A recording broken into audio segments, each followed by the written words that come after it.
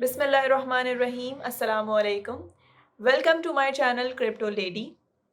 इस चैनल से आपको क्रिप्टो के बारे में कंप्लीट सिखाया जाएगा। अगर आपको क्रिप्टो में इंटरेस्ट है, ट्रेडिंग में इंटरेस्ट है, लेकिन आपको बेसिक बातें नहीं पता, लेकिन आपको पता नहीं है कि भाई शुरू कहाँ से करना है, आपने सिर्फ नाम सुना है लेकिन आपको चीज़ों का मतलब नहीं पता, तो इस चैनल से आपको कंप्लीट सिखाया जाएगा। किस तरीके से आपने काम शुरू करना है, क्या-क्या चीज़ें होती हैं, बेसिक बातें, चाहे वो एक छोटा-छोटा सिग्नल क्यों ना हो, चाहे वो क्रिप्टो क्या है, बिटकॉइन क्या है, सारी चीज़ें आपको सिखाई जाएँगी। किस तरीके से आप अर्न कर सकते हैं, किस तरीके से आप इन्वेस्ट कर सकते हैं, सब कुछ सिखाया जाएगा इंशाअल्लाह। तो चलें, हम शुरू करते हैं और इंशाअल्लाह यहाँ से सीखने के बाद अगर आप हमारे साथ-साथ चलेंगे, आपको सीखने की कहीं और से ज़रूरत नहीं पड़ेगी। बहुत सारे कोर्सेज़ अवेलेबल हैं और बहुत अच्छे-अच्छे कोर्सेज़ अवेलेबल भी होते हैं, लेकिन हर कोई अफ़ोर्ड नहीं कर सकता क्योंकि कोर्सेज़ के प्राइसेज़ ज़्यादा होते हैं, इसलिए हर कोई नहीं सीख सकता। इसलिए इस चैनल पे आपको फ्री ऑफ कॉस्ट सिखाया जाएगा, जिससे आप भी सीख के डिजिटल वर्ल्ड से कनेक्ट हो सकते हैं। आप भी ट्रेडिंग कर सकते हैं, क्रिप्टो आप सब कुछ किसी को सिखा भी सकते हैं, लेकिन उसके लिए आपको खुद पहले सीखना ज़रूरी है। तो चलें आज का टॉपिक शुरू करते हैं। तो सबसे पहला हमारा टॉपिक है कि क्रिप्टो करेंसी क्या है। हमने नाम तो सुना है लेकिन हमें ये नहीं पता कि इसकी बेसिक बातें क्या हैं या इसकी रूट्स क्या हैं। देखें, क्रिप्टो करेंसी का जो कॉन्सेप्ट है वो 2008 में शुरू हुआ था। सही है। और दूसरी चीज़ें क्रिप्टो करेंसी को समझने के लिए ना हमें सबसे पहले कुछ चीज़ों को समझना पड़ेगा कि देखें, मनी और करेंसी। अब मनी और करेंसी क्या है, हमने कभी इसके अंदर डिफरेंस सुना नहीं कि भाई मनी भी वही है करेंसी भी वही है, लेकिन नहीं, मनी और करेंसी में बहुत बड़ा फ़र्क है। देखें, जो हमारे पास पैसे मौजूद है ना, हम उन्हें समझते थे कि ये हमारे पास मनी है, लेकिन ऐसा नहीं है। जो हमारे पास पैसे मौजूद हैं वो हमारी करेंसी है। यानी करेंसी क्या होती है, करेंसी होती है जैसे पाकिस्तानी रुपीज़, डॉलर, ये सब हमारे पास क्या है, ये करेंसी है। और मनी क्या है, मनी की एक वैल्यू है, यानी मनी वो है जो गोल्ड है, सिल्वर है। इसे कोई जितना चाहे ना तो प्रिंट कर सकता है और ना ही माइनिंग कर सकता है, लेकिन माइनिंग करना भी कोई इतना आसान तो नहीं है, इसलिए इसकी वैल्यू अलग है, करेंसी से अलग है। लेकिन करेंसी की वैल्यू अलग है, मतलब करेंसी को जितना चाहे प्रिंट किया जा सकता है, उसकी वैल्यू ज़्यादा हो सकती है, कम हो सकती है, लेकिन गोल्ड या सिल्वर या इन सब चीज़ों की वैल्यू एक अलग होती है, मनी की वैल्यू अलग होती है। देखें, अब हम इन बातों को ना ज़रा डिटेल से समझते हैं। सबसे पहले हमें समझना होगा कि सेंट्रलाइज्ड और डिसेंट्रलाइज्ड में फ़र्क क्या होता है। देखें, अब ये जो वर्ड है सेंट्रलाइज्ड और डिसेंट्रलाइज्ड, कंफ्यूज मत होइएगा। देखें, अब सेंट्रलाइज्ड क्या होता है, जो हमारे पास करेंसी मौजूद है वो सेंट्रलाइज्ड है, यानी उसे कोई कंट्रोल कर रहा है। यानी उसे या तो हमारा बैंक कंट्रोल कर रहा है या उसे हमारी गवर्नमेंट कंट्रोल कर रही है।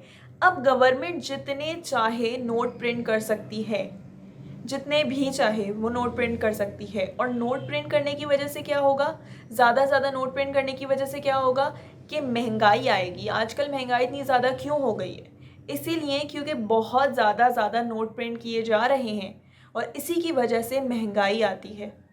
और इसमें सेंट्रलाइज्ड के अंदर कोई थर्ड पार्टी हमेशा इन्वॉल्व होती है, यानी क्या कहते हैं, हमारी जैसे बैंक इन्वॉल्व होता है। अगर हमने बैंक में पैसे रखे हैं तो हमारी सारी पर्सनल इन्फॉर्मेशन बैंक के पास मौजूद होगी, लेकिन डिसेंट्रलाइज्ड में ऐसा नहीं होता। अब डिसेंट्रलाइज्ड में कौन से जो है ना हमारे पास वो आ जाते हैं, डिसेंट्रलाइज की एग्जांपल क्या होती है, डिसेंट्रलाइज की एग्जांपल है हमारी क्रिप्टो करेंसी, यानी हमारा बिटकॉइन या दूसरा कोई कॉइन।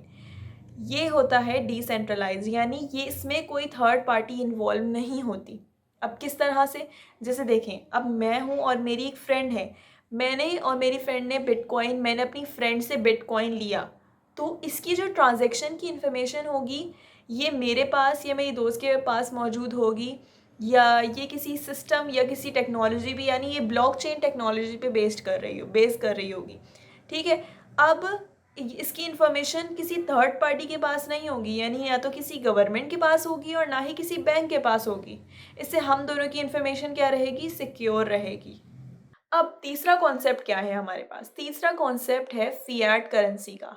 देखें, सबसे पहले ऐसा होता था कि पहले के वक़्तों में इस तरह से होता था कि जितने भी नोट प्रिंट कोई कंट्री उतने ही नोट प्रिंट कर सकती थी जितना उनके पास गोल्ड मौजूद था।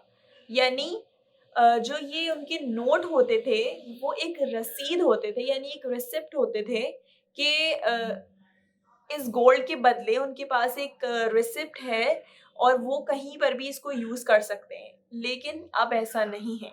अब गवर्नमेंट जितने चाहे वो नोट प्रिंट कर सकती है, चाहे उनके पास उतना गोल्ड मौजूद हो या नहीं हो। इससे क्या हो रहा है? इससे ये चीज़ हो रही है कि देखें, कोई भी छोटी-सी भी चीज़ है ना, पहले वो 1000 की मिलती थी, अब चाहे वो 10 लाख की मिले, तो किसकी वैल्यू गिरी? उस चीज़ की वैल्यू नहीं गिरी है। वो जो मनी या हमारे पास जो करेंसी है उसकी वैल्यू गिर गई है। तो क्या हुआ, महँगाई तो हो गई और वैल्यू भी गिर गई। सही है? अब हमारे पास चौथा कॉन्सेप्ट क्या है? डिजिटल और फिज़िकल करेंसी का। देखें, अब डिजिटल करेंसी आजकल हमारा दौर क्या होता जा रहा है? डिजिटल होता जा रहा है। फिज़िकल से चीज़ें डिजिटल होती जा रही हैं। क्यों? इसीलिए ताकि हमारे लिए आसानी होती जाए। फिज़िकल करेंसी में अब एक चीज़ ये होती है कि हमने एक वक़्त तक पैसे जमा किए, मैंने 1 लाख रुपए जमा किए किसी चीज़ के लिए और उनमें सारे नोट मैंने 5000 के जमा किए। अब एक वक़्त आता है कि गवर्नमेंट 5000 का नोट बंद कर देती है, जैसे ही मेरे पास पैसे जमा हो जाते हैं। तो क्या मेरे उन पैसों की वैल्यू रही? नहीं।